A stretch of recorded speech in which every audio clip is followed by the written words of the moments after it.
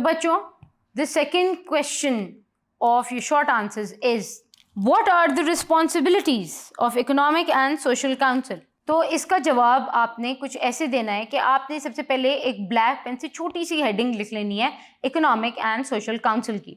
उसके बाद आपने सिर्फ रिस्पॉन्सिबिलिटीज को फोकस करते हुए ये लिखना है, it's responsibilities include raising the standard of living of man, trying for economic and social development, cooperation in educational, scientific and cultural fields, taking measures to eradicate employment, poverty and disease etc. बच्चों, आप इस question में ये कर सकते हैं कि आप इसके डिफरेंट बुलेट पॉइंट्स बना लें।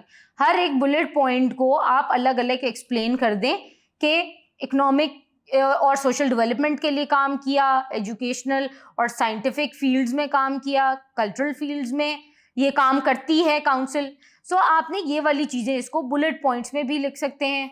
अगर आप उनको 1 2 3 करके लिखना चाह रहे हैं तब भी लिख सकते हैं।